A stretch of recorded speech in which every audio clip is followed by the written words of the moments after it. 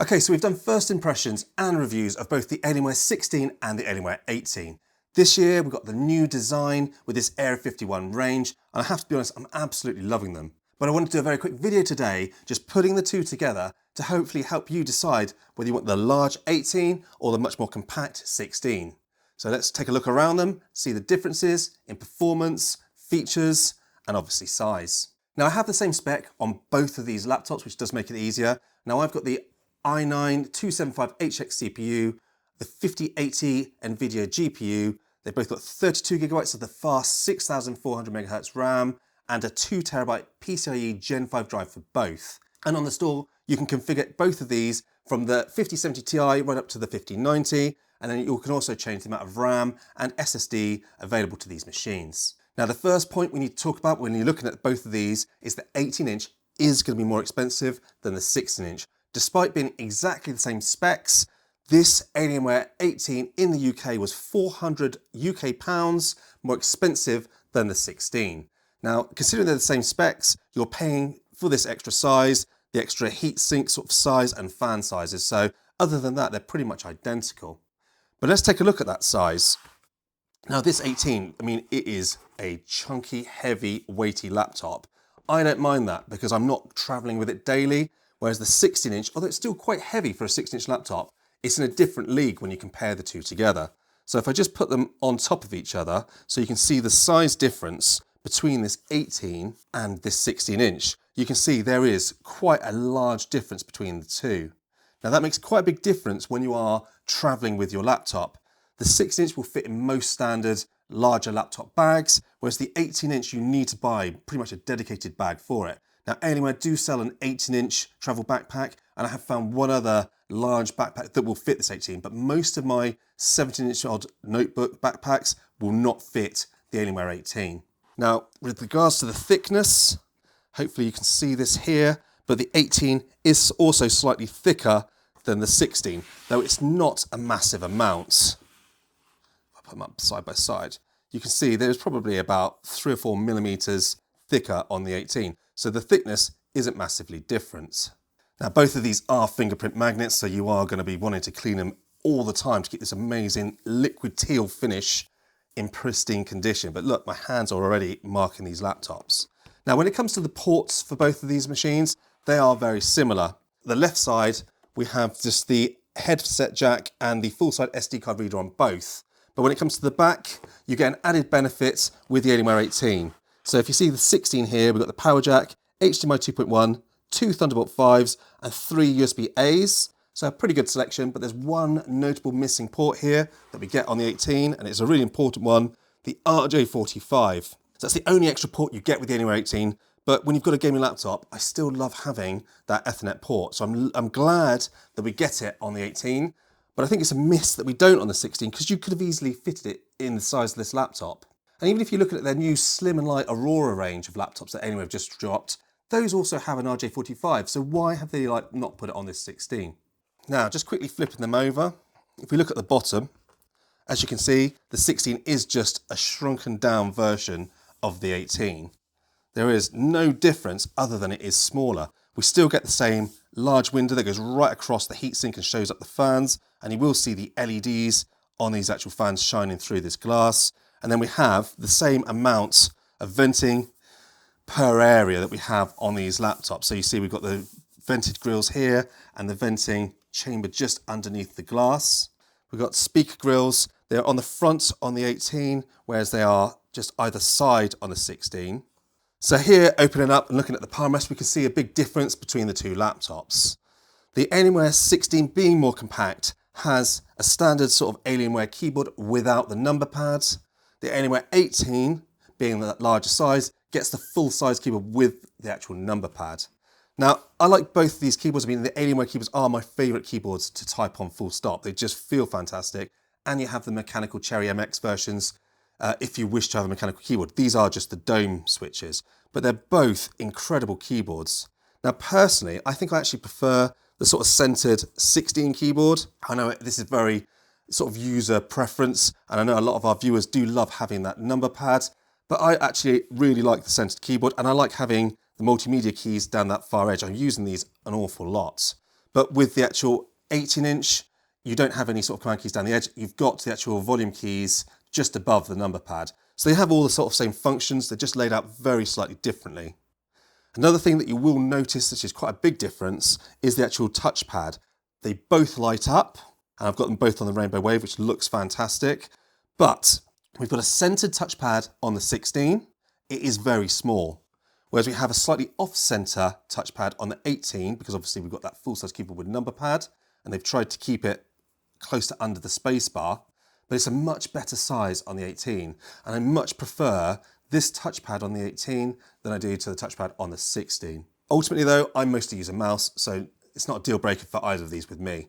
And then in the top corner, we get the actual power button, which is no longer the alien head, and I think that's a real miss for me. It's a real shame, but they do work well, and I like the fact that they do change colour depending on whether you're on battery or mains or charging. Now, this grille above the top here on both of these is air intake, and if you look down onto both of these, you can see the LEDs of the fans glowing through these intakes. And it does take in an awful lot of the air from the top of the laptop as well as the amount from the bottom. And these have had some incredible airflow and cooling on these machines, and we will look at the performance in a little while. Now, either side of the keyboards, we do have the speakers, and they sound like this. Speaker test of the Alienware 16 versus the Alienware 18. This Alienware 16 first, we're going to start 50% volume. Here we go.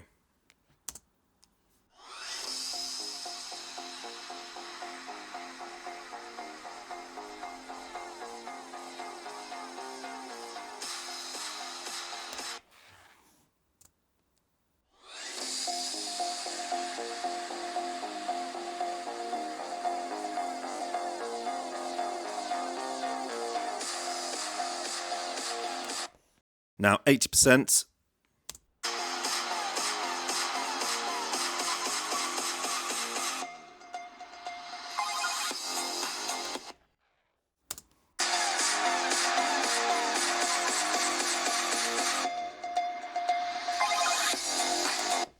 And finally 100%.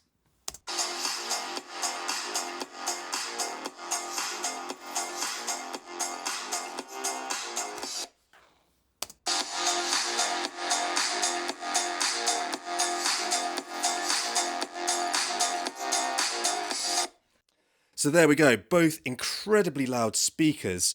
Comparing them side by side, the actual Alienware 16 does sound a little bit more coarse, the actual 18 sounds a little bit more full, but neither of them are amazing speakers, but they are very loud. Let me just quickly log in to these laptops so we can look at the screens. So looking up to the panels themselves, obviously 16-inch panel, 18-inch panel. But the Alienware 16 has a 2560 by 1600 240 Hz 500 nits panel. The 18-inch has a 2560 by 1600 300 Hz 500 nit panel. Both of these screens are stunning.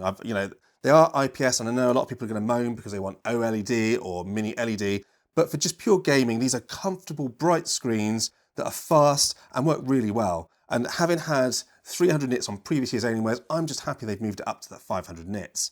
Now, I've done a lot of gaming over the last few weeks on both of these laptops, and they are just really nice screens. Now, OLED does look a lot better, but the biggest problem I find, like say with the Blade 16, is it's a glossy OLED screen, and unless you're in a really dim or controlled lighting room, you get a lot of glare.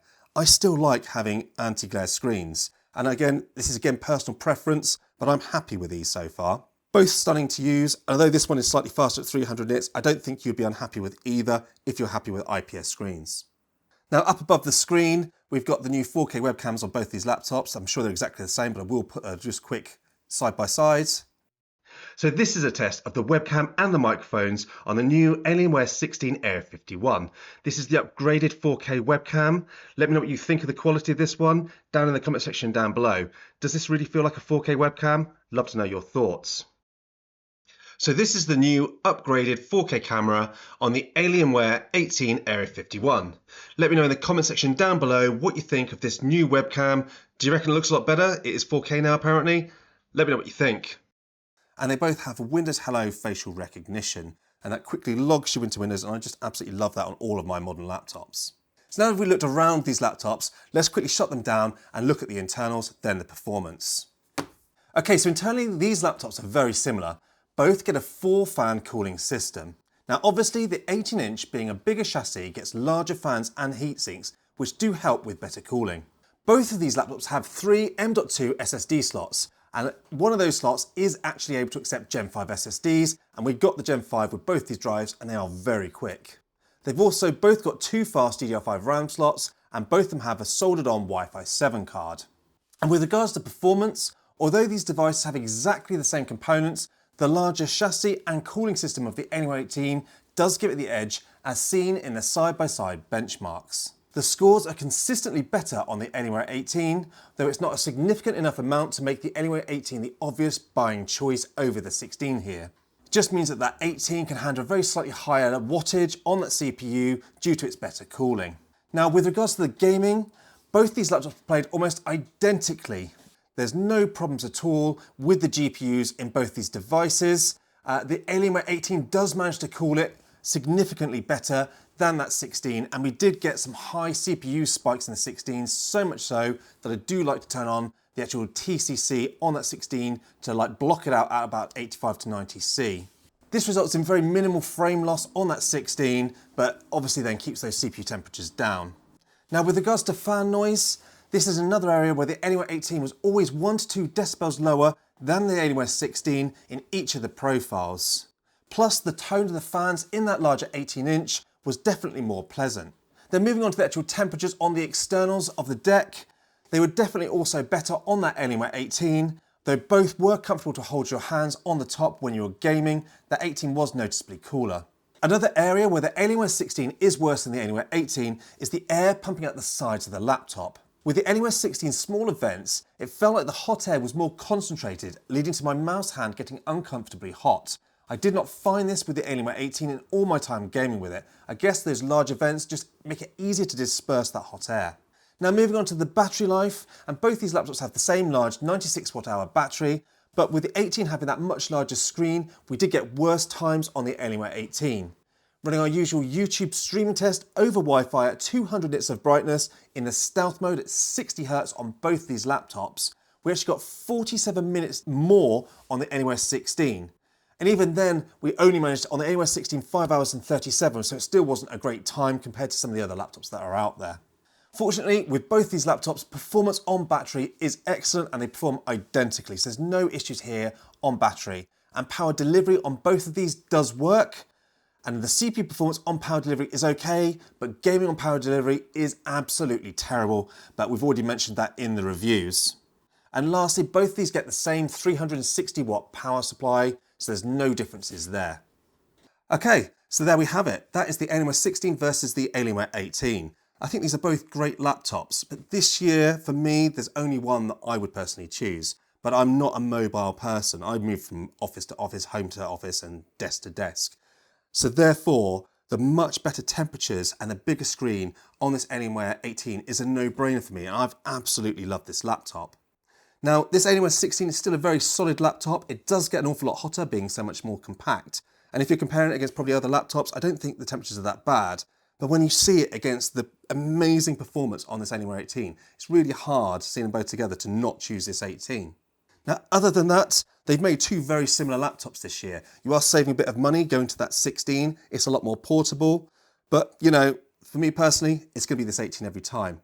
So that's my thoughts on this Alienware 16 versus 18. As always, I'd love to know what you guys think. Who here wants the actual 16 over the 18? Or do we all, like me, prefer that 18-inch? Put your comments down below and I will get back to you. And as always, thanks for watching.